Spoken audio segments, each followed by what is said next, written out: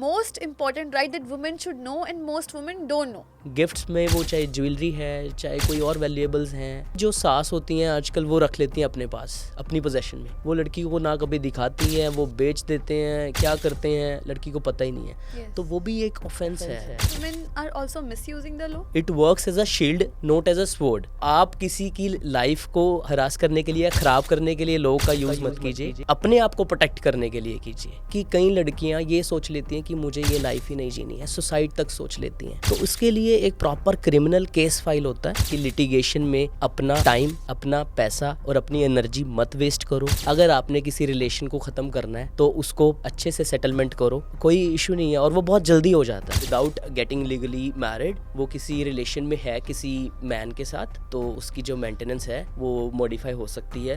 There is a difference between knowing your rights and claiming your rights. अगर आपको अपने rights पता है तभी आप क्लेम कर पाओगे।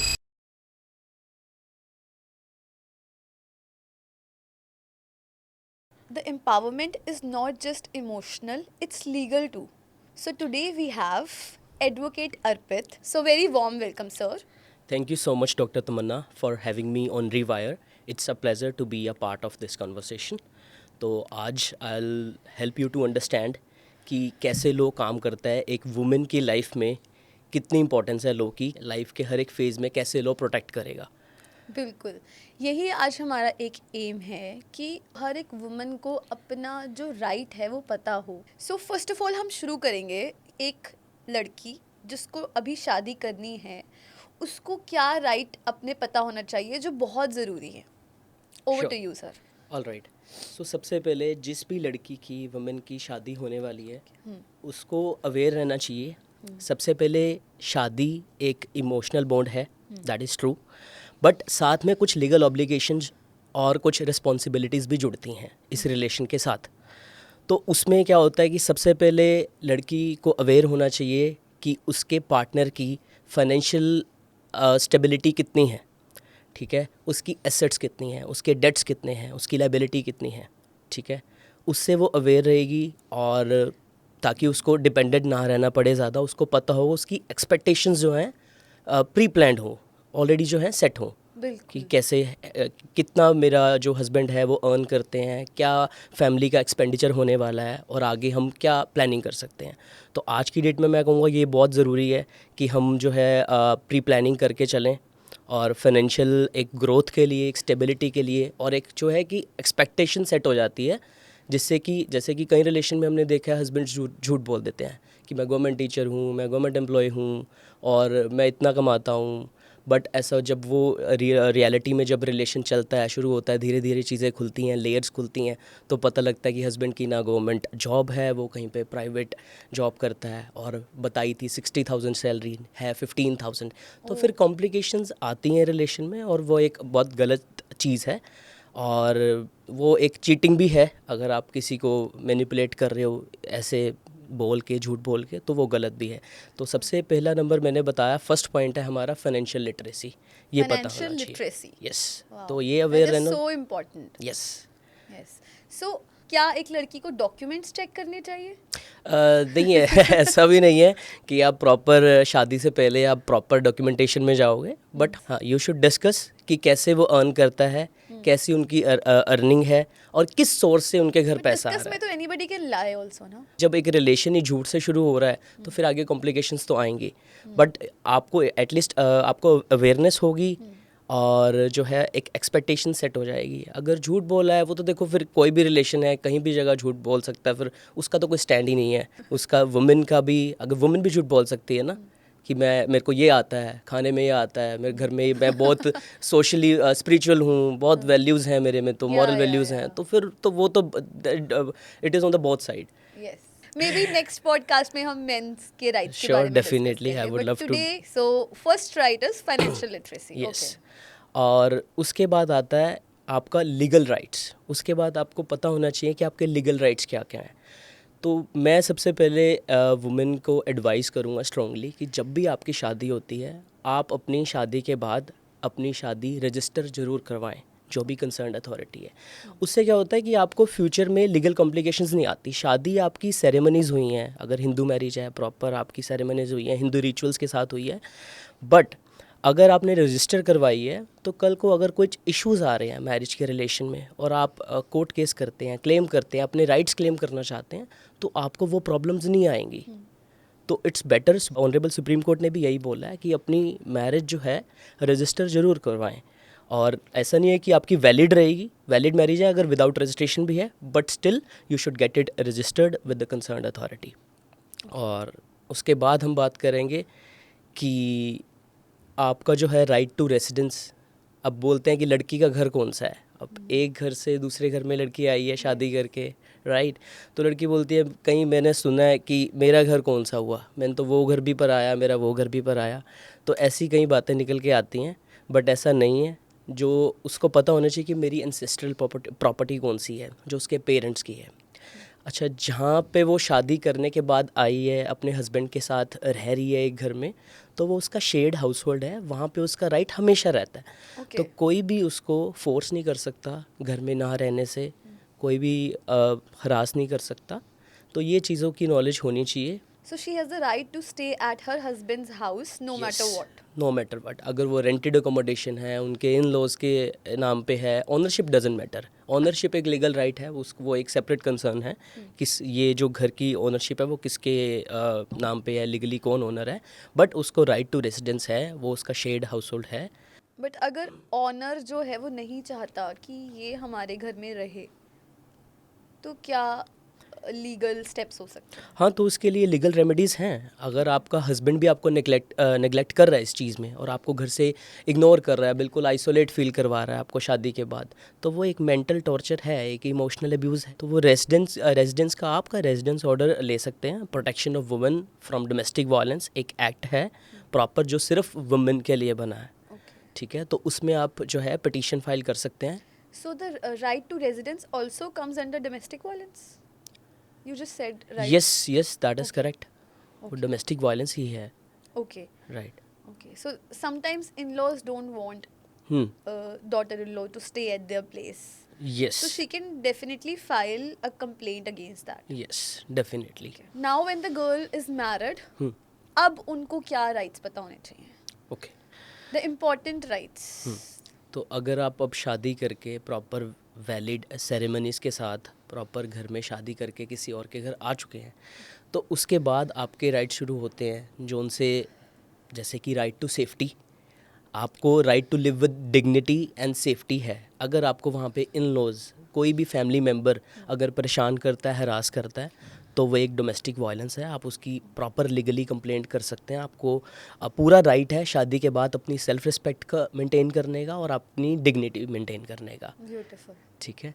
फाइनेंशियल सपोर्ट सबसे बड़ी बात है। अगर लड़की नहीं कमाती है और ऑब्वियसली अपने हस्बैंड पे डिपेंडेंट है, तो इन लॉज से ज़्यादा अपने हस्बैंड को ही वो हेल्प सीख करेगी अपने फूड के लिए, बिल्स के लिए, क्लोथिंग के लिए, each and everything.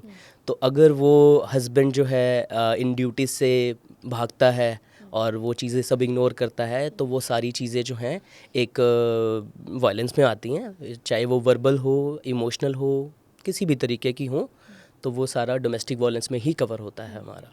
We have so many laws and rights which have been made for women, but why do women still silently stay in abusive marriages? अभी भी कोई भी women केस करने से पहले बहुत घबराती है, क्योंकि टाइम लंबा लगता है, कोर्ट कचहरियों के चक्कर. It's too much hassle for a woman. As a lawyer, why do you think women is still scared of leaving an abusive marriage? तो सबसे बड़ा पॉइंट आता है फियर, डर है।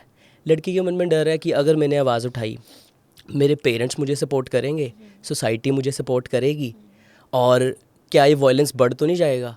तो उसके लिए और जो है कंसिक्वेंसेस उसको दिखते हैं, रेपरकशंस हो सकते हैं, तो वो इन चीज़ों को इग्नोर करती है, साइलेंटली सफ़र करती रहती है, और ऐसे ही उसकी लाइफ आधी से ज़्यादा निकल जाती है, ठीक है। उसके बाद पॉइंट आता है फाइनेंशियल डिपेंडेंस। अपने हस्बैंड पे डिपेंडेंट है। अगर हस्बैंड ने छोड़ दिया, घर जाएगी वापस, अपने पेरेंट्स पे डिपेंडेंट हो जाएगी। अगर नहीं कमाती तो पेरेंट्स सपोर्ट करने लायक हैं, कैपेबल हैं, वो इमोशनली, फिज़िकली और फाइनेंशियली सपोर्ट करेंगे, उस चीज़ का डर। अच्छा, किसी रिलेशन में अगर चिल्ड्रन हैं, तो मेरे बच्चों को कौन संभालेगा, तो ये चीज़ें, सोशल स्टिग्मा, लोग क्या कहेंगे, सोसाइटी क्या कहेंगे, so there are an Social number stigma is the most common. Obviously तो सब 4 लोग जो कहेंगे ये सबसे ज़्यादा है कि नेबर्स क्या कहेंगे, टूट गया रिश्ता, ये वो बहुत सारी बातें होती हैं।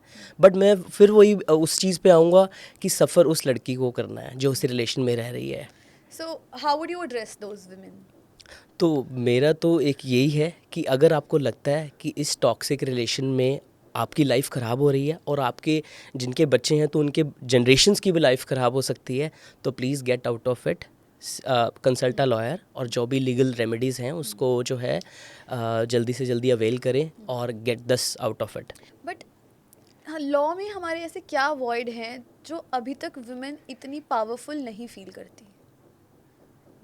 मैरिज लॉ में, डिवोर्स लॉ में क्या ऐसे वॉइड्स हैं कि अभी भी इंडियन वुमेन इतनी एम्पावर नहीं फील करती लॉ को लेके? हाँ, लॉ में एक ये मिथ है कि बड़ा टाइम लगता है और उसमें is it a myth? Yes, time litigation में टाइम ज़रूर लगता है, बट लेकिन जब तक आपकी लिटिगेशन पेंडिंग है, during the litigation there are multiple grounds जिस पे आप जो है रेमेडीज़ और अपना रिलीफ ले सकते हो।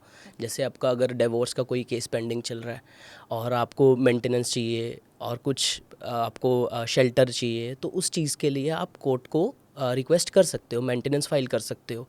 अगर आपको वो केस लड़ने के लिए भी पैसे नहीं है, उस चीज़ के लिए भी आप मेंटेनेंस really? यस, उस चीज़ के लिए भी मेंटेनेंस फाइल कर सकते हो। Right. और रेजिडेंस की हमने पहले ही बात करी, आपका वो शेड हाउस किस ग्राउंड्स पे वो मेंटेनेंस मिलती है? वो ग्राउंड्स एक्चुअली डिपेंड करता है कि आपका स्टैंडर्ड ऑफ लाइफ कैसा है। अगर लड़की का स्टैंडर्ड ऑफ लाइफ बहुत लग्जरी है, लड़का शादी के बाद उसको बहुत लग्जरी लाइफस्टाइल देखने को मिला है और सब कुछ है, और जब वो सेपरेट हो रहे हैं तो वो जितनी उसकी लड़की की अर्निंग है उससे वो सेम जो स्टैंडर्ड ऑफ लाइफ है वो नहीं कर पा रही अपने लिए मैनेज। तो फिर वो कोर्ट ये सारी चीज़ें कंसीडर करके कि क्या लड़की की इनकम है, क्या लड़के की इनकम है, कितना स्टैंडर्ड ऑफ लाइफ है, देयर आर मल्टीपल फैक्टर्स जो कोर्ट कंसीडर करती है, उसके अकॉर्डिंग ही मेंटेनेंस जो है ग्रांट की जाती है कि कितना रीजनेबल है। डिवोर्स हैज टेकन प्लेस, तब की मेंटेनेंस तब की मेंटेनेंस। सो आपने अभी इमोशनल अब्यूज़ की बात की, ठीक है। फिजिकल अब्यूज़ तो हम सब जानते हैं, प्रूफ्स भी कलेक्ट हो सकते हैं उसके, but when a woman is going through emotional abuse in the marriage, she doesn't have any proof, तो उसका क्या ग्राउंड होता है? How can she file a case for that? हाँ जी, तो बहुत अच्छा सवाल है। फिज़िकल अब्यूज़ तो सबको दिखता है, कहीं फिज़िकल चोट लग गई, कुछ हो गया बॉडी पे, तो बॉडीली हार्म सबको विजिबल है। लेकिन इमोशनल जो है वो सफ़र कर रही है इंटरनली, जो किसी को नहीं पता। अगर उसने किसी को नहीं बताया तो इसके लिए क्या होता है तो ये भी एक वायलेंस ही, ठीक है। अच्छा, वर्बल वायलेंस होता है, हस्बैंड जो है गाली गलौज करता है, करेक्टर असैसिनेशन करता है, कुछ भी अनाप शनाप बोलता है, ठीक है। और इमोशनल अब्यूज़ है, आइसोलेट कर देता है उसको, उसका फ़ोन ले लेता है, उसको जॉब करने से रोकता है, ठीक है। मतलब कुछ भी आप लगाओ कि उसको घर में सेफ़ फील ही नहीं हो रहा है, उसको ऐसा लग ही नहीं रहा, वो सिर्फ अपनी जो है मैरिज की जो ड्यूटीज़ हैं वो निभा रही है, खाना बना रही है, दैट्स इट, उसकी कोई अपनी लाइफ नहीं है। आर्टिकल 21 हमारा कॉन्स्टिट्यूशन ने हमें फंडामेंटल राइट दिया है ना, right to life and liberty. तो उसकी लिबर्टी ही अगर उससे छिन चुकी है तो वो रिलेशन बड़ा ही ज़्यादा टॉक्सिक हो जाता है और ये वायलेंस में आता है। और कई केसेस में देखा गया है कि वो इतना एक्सट्रीम हो जाता है कि कई लड़कियां ये सोच लेती हैं कि मुझे ये लाइफ ही नहीं जीनी है, सुसाइड तक सोच लेती हैं।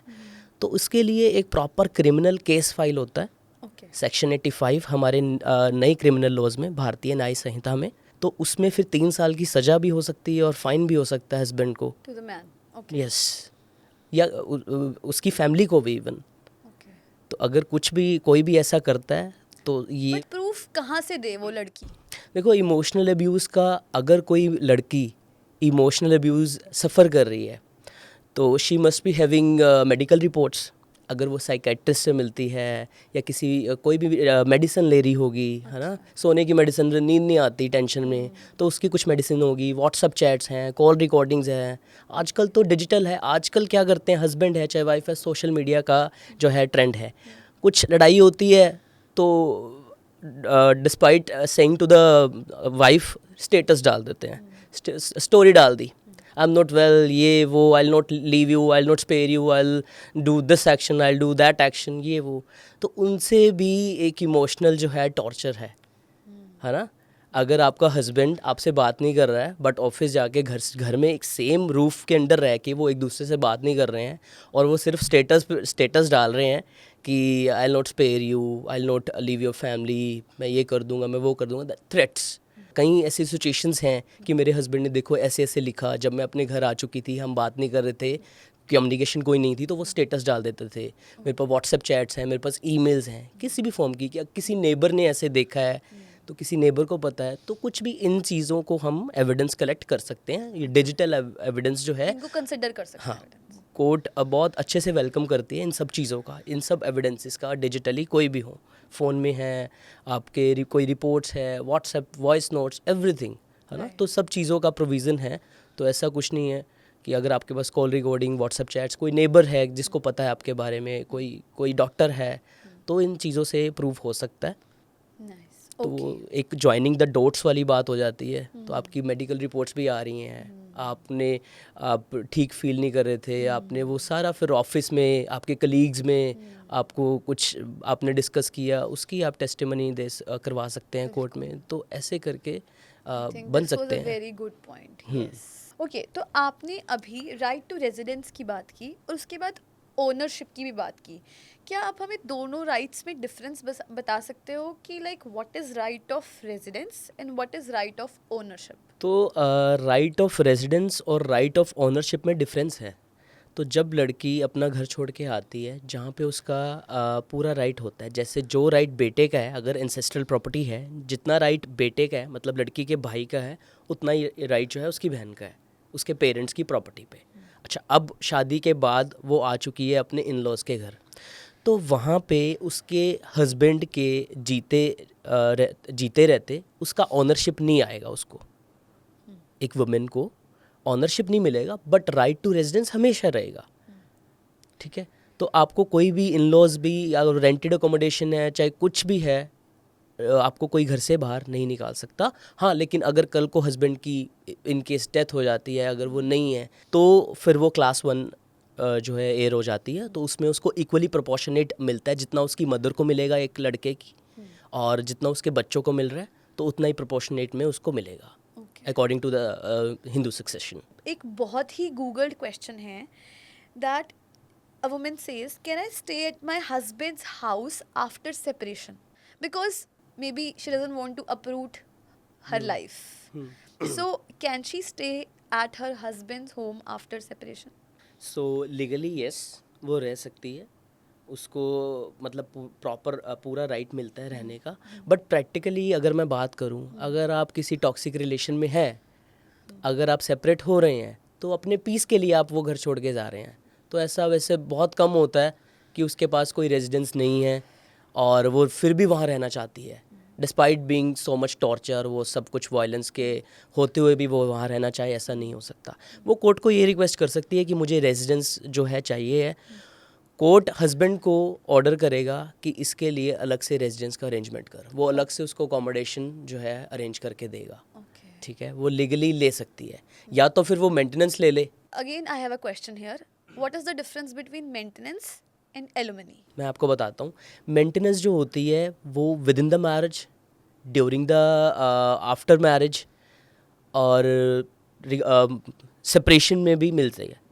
ठीक है, एक फिक्स्ड आपकी जो है मेंटेनेंस कोर्ट आपको ग्रांट करता है आपकी बिल्स के लिए विद इन द मैरिज। अगर आपको एक सफिशिएंट, आपको जितना पैसा फाइनेंशियल सपोर्ट चाहिए वो नहीं मिल रही है, तो आप कोर्ट को जो है एक केस कर, ड्यूरिंग द सेपरेशन जब केस चल रहा है तब भी वो हाँ, maintenance तब भी वो इंटरिम मेंटेनेंस मिलती है। ओके। ठीक है, और जो एलिमनी होती है वो एक full and final kind of होती है, एक लमसम अमाउंट होता है जो कोर्ट ग्रांट कर देती है। वो डिपेंड्स कि क्या सर्कमस्टांसिस है। एक बार उसने एलिमनी ले ली, उसमें फिर उसका राइट टू रेजिडेंस भी वो टर्म्स पे डिपेंड करता है ना। अगर एलुमनी ले ली तो मेंटेनेंस नहीं मिलेगी। मेंटेनेंस, और अगर आपने एक बार लमसम ले लिया, उसके अंदर फिर आप इतना सफिशिएंट ले लोगे कि आपकी जो बाकी की लाइफ है वो इजीली आप जो है जी सको, डिग्निटी से, अपनी सेल्फ रिस्पेक्ट से जी सको। उसके अंदर अपना फूड बिल्स एक लमसम अमाउंट आपको मिल जाएगा। हाँ, अगर कोई एलुमनी नहीं लेता है तो maintenance through out the life चलती है। यस, एलिमनी अगर आप मेंटेनेंस आप लेते रहो जब तक आपकी दूसरी शादी नहीं होती तो वो चलती रहेगी मेंटेनेंस। या फिर अगर आपने एक लमसम अमाउंट ले लिया है जो कि एक सफिशिएंट अमाउंट है, एक हैंडसम अमाउंट है जिससे आपकी अच्छी लाइफ गुजर सकती है, आप अच्छे से जी सकते हो, उसके अंदर आपका अकोमोडेशन, बिल्स और बाकी की लाइफ ईजिली आप कर सकते हो। तो वो सारे फैक्टर्स मैंने पहले डिस्कस करे हैं कि किन फैक्टर्स पे हस्बैंड की इनकम, लड़की की इनकम पे वो सारा डिपेंड करता है। एक क्वेश्चन है, क्योंकि the man has to pay a good amount of alimony to the woman, तो लोग क्या करते हैं, डिवोर्स नहीं देते। men are hesitant to give divorce। जब भी किसी वुमेन को डिवोर्स चाहिए होता है, वो केस इसीलिए लंबा चलता है कि the man is not giving divorce to the woman because he has to pay the alimony. तो उस केस में वुमेन को एक लिबर्टी नहीं मिली, she stuck with the case, and man is okay with being stuck because he has to pay the alimony. तो उस case में क्या अभी भी हमारा लॉ लैक करता है? नहीं, बिल्कुल नहीं, ये बिल्कुल गलत है, ये बिल्कुल एक मिथ है। देखो, अगर आप एलिमनी देने से भाग रहे हो तो कब तक भागोगे? वो नहीं भाग पाओगे। ड्यूरिंग द लिटिगेशन, 10 साल भागते हैं। Let me clear, during the litigation आप मेंटेनेंस फाइल कर सकते हो। ड्यूरिंग द लिटिगेशन तो 10 साल चल रही है। अगर आपको एक फिक्स्ड अमाउंट नहीं मिला है जिससे आप हैप्पी नहीं हो, एलिमनी आपने परमानेंट एलिमनी नहीं ली है अपनी रिमेनिंग लाइफ के लिए, तो आपको पूरी लाइफ, अगर आप अनमैरिड रहते हो, पूरी लाइफ हस्बैंड की लाइबिलिटी है कि वो पे करे, ड्यूटी है। तो वो एक लीगल ड्यूटी है कि वो मेंटेनेंस पे करता रहेगा, बच्चों की भी और जो है वुमेन की भी। और इसमें मैं एक बात बता देता हूँ कि कपल क्या करते हैं, ग्रजेस रखते हैं। रिलेशन नहीं रहना है, साथ में नहीं रहना है, लेकिन जो है एक ग्रज है, एक रिवेंज है कि मैंने तेरे को तंग करना है, मैं डाइवोर्स नहीं दूंगा। और जो है ये फिर लिटिगेशन चलती रहती है। बहुत होता है, बहुत होता है। अगर तो मेरा ये मानना है, अगर आपने कोई रिलेशन को नहीं कंटिन्यू करना तो उसको गुड टर्म्स पे या एटलीस्ट न्यूट्रल रह के, सॉर्टेड रह के, दोनों की म्यूचुअल कंसेंट से डिवोर्स फाइल हो सकता है, जिसको हम बोलते हैं अनकंटेस्टेड। वो कंटेस्ट नहीं किया जाता। एक पिटीशन का क्या मतलब हुआ? दोनों पार्टनर्स एक पिटीशन लेके कोर्ट में जाते हैं कि हमारा जो है टेम्परामेंट मैच नहीं हो रहा है, कोर्ट हमें प्लीज़ आप हमें अलग करो, एक ये डिवोर्स की डिक्री जो है हमारे फेवर में करो। तो वो एक पिटीशन दोनों का म्यूचुअली डिसाइड होता है क्या टर्म्स हैं, और वो फिर सारे जो गिफ्ट्स वगैरह हैं, स्त्रीधन है, वो सारा एक्सचेंज हो जाता है। और फिर एक बड़े ही सॉर्टेड, मैं हमेशा अपने क्लाइंट्स को यही एडवाइस करता हूँ कि कभी भी अगर आपने कोई रिलेशनशिप ख़त्म करना है, एटलीस्ट इतना मैनेज कर पाओ, इतना प्यार से करो कि म्यूचुअली आप कर पाओ, अंडर सेक्शन 13B। तो मैं आपकी ऑडियंस को भी यही कहना चाहूँगा कि लिटिगेशन में अपना टाइम, अपना पैसा और अपनी एनर्जी मत वेस्ट करो। अगर आपने किसी रिलेशन को ख़त्म करना है तो उसको बड़े प्यार से अच्छे से सेटलमेंट करो, तो कोई इशू नहीं है और वो बहुत जल्दी हो जाता है। अगर आप कंटेस्ट नहीं कर रहे हैं, आप लड़ नहीं रहे हैं। अच्छा, लड़की बोल रही है कि मैंने डिवोर्स नहीं देना, ठीक है, मेरे को रहना है, लेकिन वो झूठ बोल रही है, उसको रहना भी नहीं है, उसको तंग करना है, रिवेंज लेना है। Same goes for men as well. अगर नहीं रहना है तो फिर इतना क्यों लड़ना है ना? तो फिर उसको कंटेस्टेड डिवोर्स बना के वो लंबी लिटिगेशन चलेगी। अच्छा, फिर मेंटेनेंस भी देनी है, सब कुछ देना है। और सबसे बड़ा पॉइंट मैं आपको बताना चाहूँगा कि जनरली 5 साल से कम का अगर बच्चा है, बिलो 5 ईयर्स, तो उसकी जनरली जो कस्टडी भी है वो माँ के पास जाती है। कि कोर्ट का ये मानना होता है कि जो 5 साल से बच्चे को एक नरिशमेंट जो चाहिए होती है, जो नर्चर माँ कर सकती है, जो माँ की ममता होती है, तो वो एक फादर नहीं कर सकता। बट ऐसे एक्सेप्शनल केसेस हैं जहाँ माँ के साथ रखना गलत हो सकता है। माँ फाइनेंशियली या मेंटली थोड़ा ठीक नहीं है, तो जो मतलब कोर्ट ये देखता है कि बच्चे का पैरामाउंट वेलफेयर कहाँ हो रहा है। तो जहाँ बच्चे का वेलफेयर होगा तो वहाँ कस्टडी के भी अलग लॉज हैं, वो एक सेपरेट टॉपिक है, उसके बारे में भी कभी डिस्कस करेंगे। बच्चे का जहाँ पे वेलफेयर होता है तो कोर्ट वो चीज़ देखती है। और एलिमनी से कोई भाग नहीं सकता, मेंटेनेंस से कोई भाग नहीं सकता। केस चाहे 10 साल चले, आपको मेंटेनेंस देना पड़ेगा। अगर वाइफ आप ले आए हो, शादी आपने कर ली है, तो आपको अपनी वाइफ को मेंटेन करना पड़ेगा बिफोर डिवोर्स और आफ्टर डिवोर्स। तो it depends upon the circumstances. अगर वुमेन ने अपना लमसम अमाउंट ले लिया है कि ये मेरा लमसम अमाउंट है, हम म्यूचुअल कंटेस्ट करके जा रहे हैं, मेरे को इतना पैसा दे दो, मेरा उसके बाद आपकी लाइफ में मैं इंटरफेयर नहीं करूँगी और मेरी लाइफ में आप मत करना। दोनों मिलके जाके और एक म्यूचुअल डिवोर्स पटिशन फाइल करते हैं। कोर्ट उसमें जो है स्कूलिंग पीरियड होता है, एक 6 महीने का जो है एक पीरियड रखते हैं। जैसे कि आज मैं कोर्ट में गया, हम लड़का और लड़की की दोनों स्टेटमेंट हो गई कि हमने नहीं रहना इकट्ठे और we both are fine with that. तो उसके बाद 6 महीने का टाइम देता है। वो 6 महीने का टाइम क्यों मिलता है? कोर्ट को लगता है कि हीट ऑफ द मोमेंट में ना कुछ हो जाए, किसी का अगर मीडिएशन से रिकन्सिलिएशन हो सकती है, किसी का रिलेशन सेव हो सकता है, तो वो 6 महीने का टाइम मिलता है। कि अगर मैंने कई केसेस देखे हैं ऐसे कि एक स्टेटमेंट हो गई है, फर्स्ट मोशन की स्टेटमेंट हो गई है, म्यूचुअल दोनों की कंसेंट से डिवोर्स फाइल कर रहे हैं और 3 महीने बाद क्लाइंट का फ़ोन आता है कि सर मैं ना बहुत ज़्यादा मिस कर रही हूँ अपने हस्बैंड को या अपनी वाइफ को कि मैं नहीं रह पा रहा। तो मैं उनको गाइड करता हूँ कि देयर इज़ नो हार्म, आप खुल के बताओ। अगर आपको नहीं रहना, आप सेकंड स्टेटमेंट मत दो कोर्ट में, आप बोलो कि रहना है। तो कई बार ऐसा मैंने देखा है कि ये बहुत अच्छी चीज़ है कि और लेकिन ये भी एक चीज़ है कि 6 महीने का जो पीरियड है वो वेव ऑफ भी हो जाता है। अगर कोर्ट को ऐसे सर्कमस्टांसिस लगे कि इतना लंबा इनको ये टाइम देके कोई फ़ायदा नहीं है, देर आर नो चांसेस कि वो मैरिज रिकनसाइल कर पाएँ, तो वो वेव ऑफ भी हो जाता है कई सर्कमस्टांसिस में। किस सर्कमस्टांसेस में वेव ऑफ हो जाता है? डिपेंड करता है। अब जैसे कि कुछ एक्सट्रीम फिजिकल हरासमेंट थी, 3 साल 4 साल हो गए हैं सेपरेशन को और लड़की ने अपना दूसरा पार्टनर भी ढूंढा हुआ है ना, तो ऐसे सिचुएशन भी होता है। तो फिर कोर्ट सर्कमस्टांसेस देखती है, सब कुछ कंसीडर करती है। और एक चीज़ मैं आपको बताना चाहूँगा जो कि मेरे को लगता है कि काफ़ी लोगों को नहीं पता। सब बोलते हैं कि लड़की के फेवर में है सब कुछ, लड़की के फेवर में है सब कुछ, लड़की मेंटेनेंस लेती है। आपको ये बात पता है कि अगर जो एक हस्बैंड है वो भी मेंटेनेंस ले सकता है वुमेन से।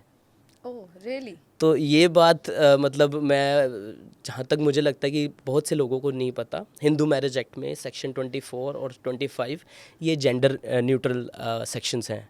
तो इसमें हस्बैंड भी क्लेम कर सकता है। अगर उसकी वाइफ इतना अर्न करती है, कैपेबल ऑफ अर्निंग है उसकी, तो अपनी वाइफ से मेंटेन कर सकता है कि भाई जाना है तुझे, मेरे से सेपरेट होना है तो हो, मुझे मेंटेनेंस जो है परमानेंट एलिमनी लेके जाओ। बट वो उसकी भी कंडीशंस हैं। उसमें भी ये देखते होंगे ना कि if the man is not earning good, मतलब ऐसा नहीं होगा कि वो अर्न नहीं कर रहा, उसके पास जॉब नहीं है। अगर उसने दिखा दिया कि मेरे पास जॉब नहीं है तो भाई मैं तो अपनी वुमेन से जो है ले लूँगा।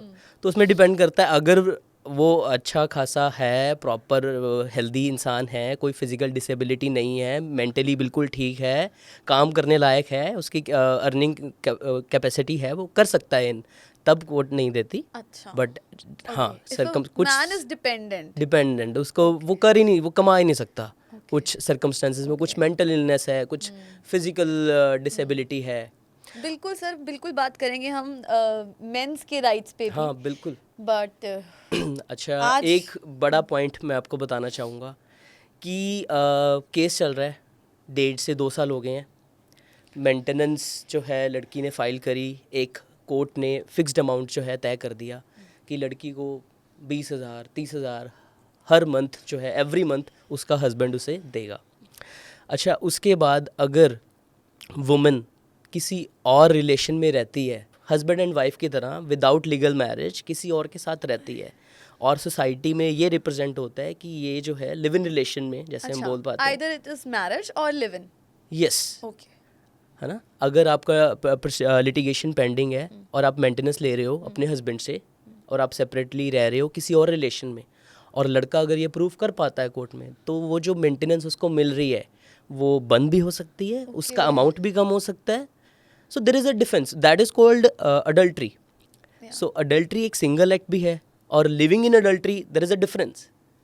आपने एक बार किसी के साथ रिलेशन बनाया, किसी भी टाइप का, आपका कोई फ्रेंड है, बॉयफ्रेंड है, तो वो मतलब सर्कमस्टांसेस होते हैं जिसमें लड़का अगर प्रूव कर दे कि she is continuously living in adultery, वो किसी विदाउट गेटिंग लीगली मैरिड, वो किसी रिलेशन में है किसी मैन के साथ, तो फिर जो है उसकी जो मेंटेनेंस है वो मॉडिफाई हो सकती है।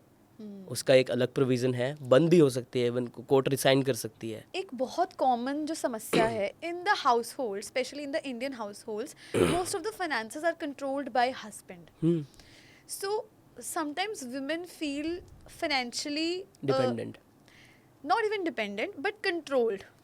So what would you say to the women who feel financially controlled by her husband?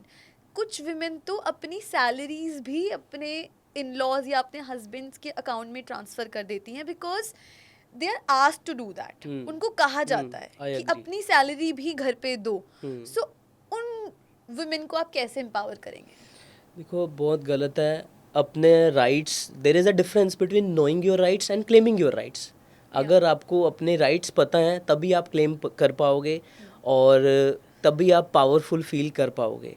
आपका मैंने ऐसे भी केसेस देखे हैं हस्बैंड वीकेंड में सिर्फ एक बार फ़ोन देता है, अपने उसको पेरेंट्स से ही नहीं बात करने दे रहा, अपने ब्रदर से बात नहीं करने दे रहा. किसी का बर्थडे है, किसी की एनिवर्सरी है, कोई पार्टी है तो वो नहीं जाने दे रहा कि तुर को सिर्फ घर में रहना है, मेरे लिए खाना बनाना है. तो वो एज अ मेड वाली बात हो गई फिर कि वो एज अ मेड सिर्फ काम कर रही है, अपनी हाउस होल्ड की जो ड्यूटीज़ हैं दिन भर की वो कर रही है और उसकी कोई अपनी लिबर्टी अपना कुछ नहीं उसके लिए है. तो वो सारा एक एब्यूज़ है. लड़के जो हैं या इन लॉज हैं उसको डाउरी के लिए तंग करते हैं कि तू कुछ नहीं लाई, टोंट करते हैं, है ना.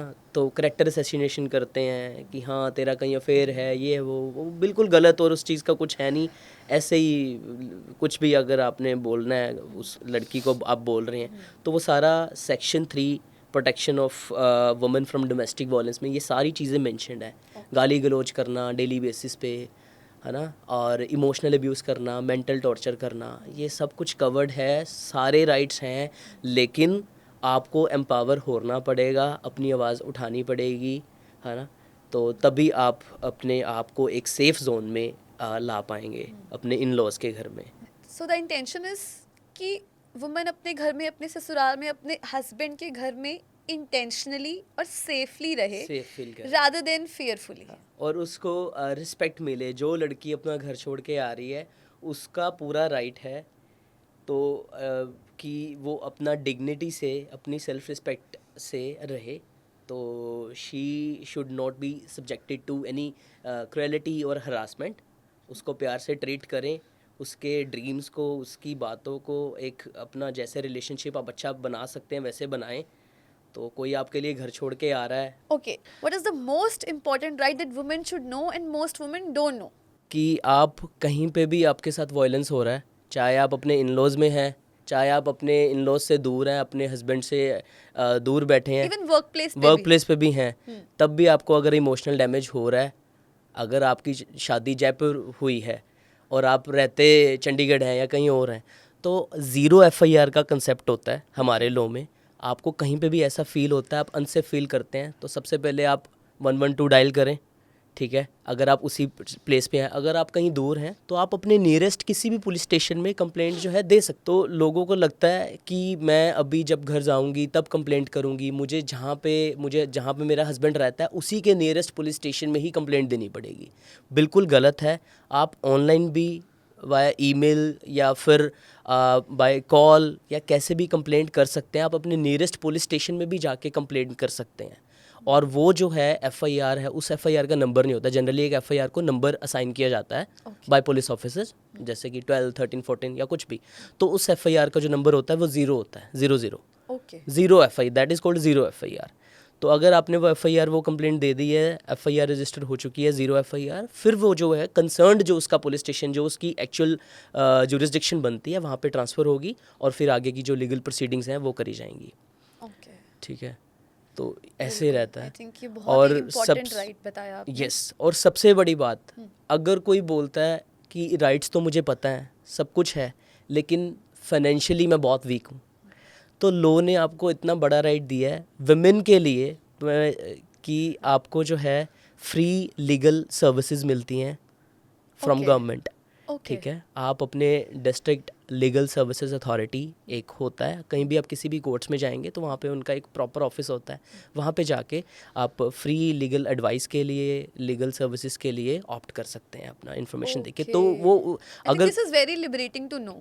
हाँ, यस, तो वो अगर आप ये डजंट मैटर इरिस्पेक्टिव ऑफ कि आप कितना कमाते हैं, अगर आप अच्छा भी कमा रहे हैं तब भी आप जा सकते हैं. ये राइट मैन के लिए नहीं फ्री है. Legal advice. Yes, free legal advice. Only women has these rights. Yes, नहीं, मेन के लिए भी है, बट कुछ सर्कमस्टांसिस हैं कि इतनी इनकम होनी चाहिए, वो SC/ST एक्ट में SC/ST हैं या कुछ, there are certain conditions for men, Okay. But for women, to each and every women वो अपना फ्री लीगल सर्विसेज ले सकती है, वो अपना एक लॉयर हायर कर सकती है from the pocket of government, जो उसको रिप्रेजेंट करेगा कोर्ट में और उसकी लड़ाई लड़ेगा। Oh, that's really nice. तो ये Okay. एक क्या ये ज़्यादा औरतों को पता है? पता होता है, बट एक मिथ है कि सरकारी वकील है, एक ऐसा बोलते हैं कि सरकारी Yes. वकील है So he might not be serious for हाँ, the he case. Might not be serious, और ऐसा कुछ नहीं है। अगर वो सीरियस नहीं है या आपको ऐसा लगता है कि आपको वो सर्विसेज उस लेवल की वो नहीं दे पा रहा है, जान के इंटेंशनली इग्नोर कर रहा है आपको, दैट इज़ रॉन्ग। उसकी भी आप उनके DLSA के जो ऑफिस में कंप्लेंट कर सकते हैं, या ऑनलाइन भी आप जब वेबसाइट खोलेंगे डिस्ट्रिक्ट लीगल सर्विसेज अथॉरिटी की, उसमें सारा मेंशन्ड होता है, आप उनकी कहाँ पे कैसे कंप्लेंट कर सकते हैं। I think it is very important to know these things. Yes, Because yes, these things वो ये women को hold back करती हैं step लेने तो से. अगर आपके पास पैसे भी नहीं है एक प्राइवेट लॉयर ऐसा कि जो आपको रिप्रेजेंट करे, आप फ्री लीगल सर्विसेज लीजिए। गवर्नमेंट ने लॉ आपके लिए प्रोटेक्शन के लिए है, बट मेरा एक मैसेज है सारी वुमेन के लिए कि लॉ जो है आपको प्रोटेक्शन के लिए दिया गया है, it works as a shield not as a sword, ठीक है। तो आप किसी की लाइफ को हरास करने के लिए या ख़राब करने के लिए लॉ का यूज़ मत कीजिए, अपने आप को प्रोटेक्ट करने के लिए कीजिए। लेकिन अब मिसयूज़ अगर कर रहे हैं, एज अ स्वॉर्ड यूज़ कर रहे हैं, है ना, तो वो चीज़ गलत है। तो क्या women are also misusing the law? Obviously, मतलब there are lots of women जो मिसयूज़ कर lots रही of? हैं, लॉट्स ऑफ वुमेन जो मिसयूज़ कर रही हैं, कैसे? Fake cases, Okay. है ना, वो मेंटल हरासमेंट की जो हमने बातें करी, फिजिकल अब्यूज़ की हमने बातें करी, वो सिर्फ उसकी डिमांड्स फुलफ़िल नहीं हो रही हैं, वो उसको वो एक्सपेक्टेशंस जो उसकी फुलफ़िल नहीं हो रही हैं, जो उसको उस रिलेशनशिप से थी, वो फिर फेक केसेस जो है फाइल कर रही है।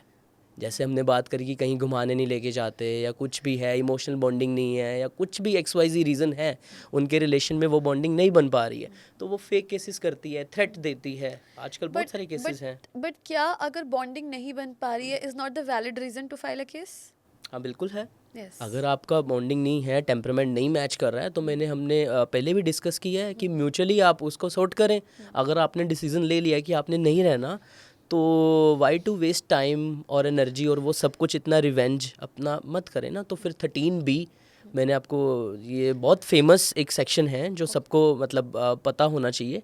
आप म्यूचुअली डिवोर्स फाइल करें, जिसमें आप 2 स्टेटमेंट्स आपकी होती हैं, first motion and second motion. Court में जाके आप बताएं कि मनोज, हमने जो है डिसाइड किया दोनों ने मिलके म्यूचुअली कि हमने साथ में नहीं रहना है और हम नहीं रह पाएंगे, वी ट्राइड अलॉट, बट ये रिलेशन हम कंटिन्यू नहीं कर पा रहे हैं, तो दैट्स कम्प्लीटली फाइन। एक और बहुत ही गूगल्ड क्वेश्चन है कि I want the divorce but my husband doesn't want the divorce, what should I do? देखो, अगर आप उस रिलेशन से बाहर आना चाहते हैं, आपको जो है डिवोर्स चाहिए, तो आपको फिर वो कंटेस्टेड डिवोर्स ही फाइल करना पड़ेगा। उसके लिए हमारे पास ग्राउंड्स होते हैं। आप किस ग्राउंड पे कोर्ट को बोलेंगे कि मुझे इस अपने हस्बैंड से डिवोर्स चाहिए, तो उसके कुछ आप ग्राउंड लेंगे। कोई क्रुएलिटी है क्या, कोई फिज़िकल हरासमेंट है, कोई कन्वर्जन है, किसी ने रिलीजन चेंज कर लिया, है ना, तो वो भी एक ग्राउंड है ना। और हस्बैंड का पता ही नहीं है वो कहाँ गया, इट्स बिन 7 years, उसको पता ही नहीं है, उसका कुछ पता ही नहीं है, तो तब कर सकते हो आप।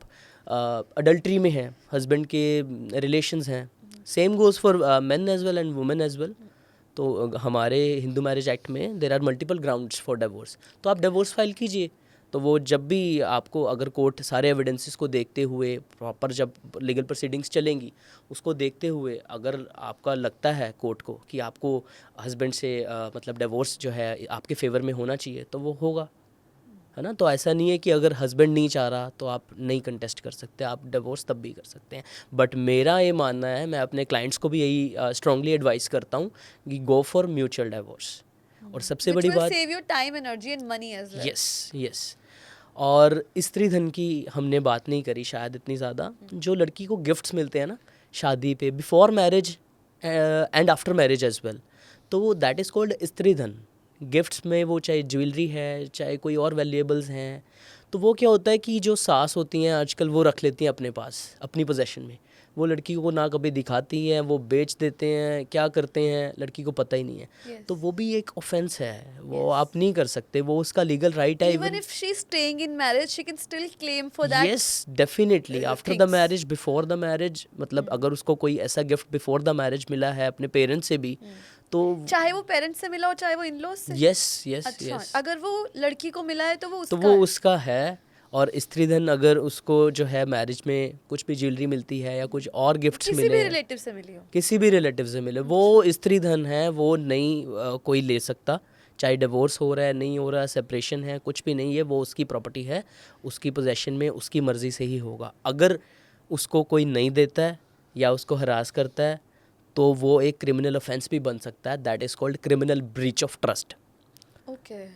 तो उसमें आप जो है एक एफआईआर प्रॉपर जो है लॉन्च हो सकती है। तो I think it's much needed law for the society. Yes, yes. Law सबको प्रोटेक्ट करने के लिए बना, बट वही अगेन कि मिसयूज़ अगर आप कर रहे हो। हमने मैरिज की बात की ज़्यादातर, बट वर्क प्लेस पे विमेन को क्या क्या राइट हैं? जो एक मेंटल स्ट्रेस रहता है वो इज़ लाइक, एक तो gender inequality at workplace, there might be sexual harassment at workplace, maternity leave is required at workplace, तो वहाँ पे क्या राइट्स रहते हैं विमेन के? तो सबसे बड़ी बात इक्वालिटी बिफोर लॉ सबके लिए सेम है, चाहे मेन हो चाहे वुमेन हो। तो ऐसा कोई भी डिस्क्रिमिनेशन जो है नहीं चलेगा।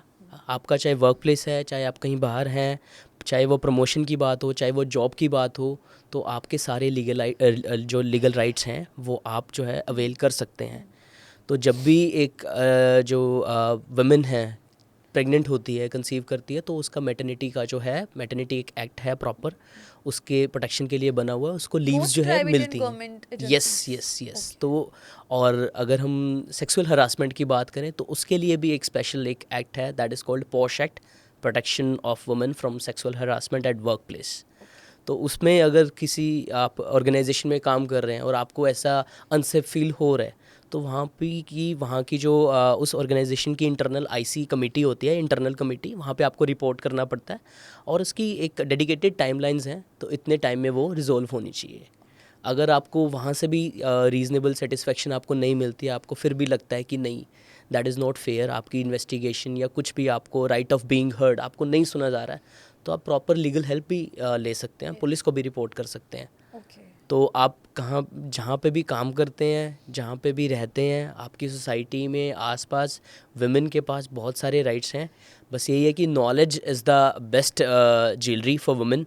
अगर आपको नॉलेज है तो आप एक अच्छी सोसाइटी बना पाएंगे और अच्छा एनवायरनमेंट अपने आसपास का भी क्रिएट कर पाएंगे। She would feel powerful. Yes, empowered. Yes. और मेरा एक मैसेज मेन के लिए भी है कि respectable husbands create strong families and strong families create stable societies. तो अगर हस्बैंड जो है, हस्बैंड और वाइफ का अच्छा रिलेशन है तो अच्छा, उससे एक अच्छी फैमिली जो है बनती है, और अगर अच्छी फैमिली बनेगी, अच्छी सोसाइटी बनेगी। आपने बहुत अच्छा बताया। तो while closing I would just like you to address the young women who are yet to get married, yet to see the world. What message would you give to them? तो मेरा ये message उन सारी women के लिए है कि सबसे बड़ी बात आज के टाइम पे, बी फाइनेंशियली इंडिपेंडेंट। अपना फाइनेंशियल जो है डिपेंडेंस सबसे बड़ा एक ड्रॉबैक है। अपना पढ़ाई करो और अपना फाइनेंशियली इंडिपेंडेंट अगर आप होंगे तो आपको और ज़्यादा स्ट्रॉन्ग फील होगा, आप अच्छे से लड़ पाएंगे, ठीक है। और set boundaries from the very beginning of any relationship. अगर आपने बाउंड्रीज सेट करी हुई हैं, आपकी एक्सपेक्टेशन सेट हैं, तो वो रिलेशन में कॉम्प्लिकेशंस कम आएंगी। तो पहले ही क्लियर करके रखो अपने पार्टनर से कि रिस्पेक्ट और डिग्निटी आर नॉन नेगोशिएबल, और उसमें हम कॉम्प्रोमाइज़ नहीं करेंगे। और लीगल राइट से अवेयर रहो, अवेयरनेस बहुत ज़रूरी है। और जब आपको अपने राइट्स पता होंगे, आपको अपनी ड्यूटीज़ पता होंगी, तो आप जो है अच्छा एक रिलेशनशिप चला पाएंगे और सब कुछ जो है ऑलरेडी डिस्कस्ड होगा। जैसे मैंने पहले बात करी थी, तो एक अच्छा रिलेशनशिप, अच्छा बॉन्ड बन पाएगा और जिससे सोसाइटी में भी एक अच्छा मैसेज जाता है। I think empowerment is not just physical, mental, emotional, or financial. Empowerment is also knowing the law Yes, that we just did definitely, today. definitely. And thank you, Thank you so much Advocate for Arpit, having me. for being here, for enlightening us. Thank you for being on Rewire. It's all my pleasure. Thank you so much. Okay.